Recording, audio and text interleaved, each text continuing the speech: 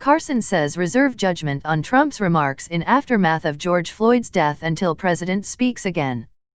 Tapper presses Ben Carson on Trump's retweet about George Floyd. When Housing and Urban Development Secretary Dr. Ben Carson was pressed on Sunday about President Donald Trump's retweet of a post attacking the character of George Floyd, Carson said to reserve judgment until the president speaks on the topic this week. I believe you're going to be hearing from the president this week on this topic in some detail. And I would ask you maybe to reserve judgment until after that time, Carson told CNN's Jake Tapper on State of the Union. The White House has declined to comment to CNN about Carson's comments on the show. Carson's remarks come amid criticism over Trump's response to nationwide protests in the wake of Floyd's death at the hands of police.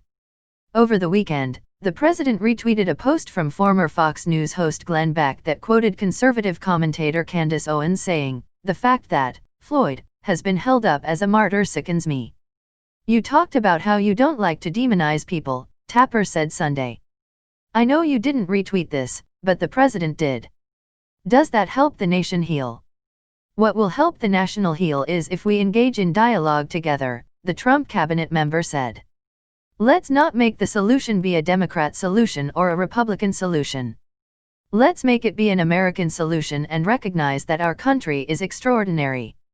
The president, who has also been criticized for invoking Floyd's name during an address touting the latest jobs report, last week called on the nation's governors to dominate protesters.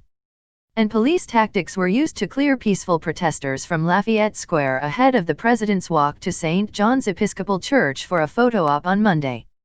Carson previously defended the clearing of protesters from the park, saying during an interview with WBUR, "Well, again, the majority of the people there were probably peaceful protesters. But as I'm sure you probably have heard by now, there were those who were throwing bottles of frozen water, pipes were hidden along a pathway and bricks to be utilized."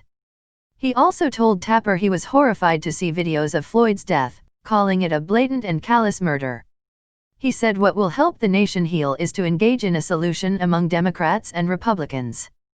A house divided against itself cannot stand, he said. We the American people are not each other's enemies, we must be smart enough to recognize that and not allow ourselves to be manipulated into thinking that we hate each other and destroying ourselves.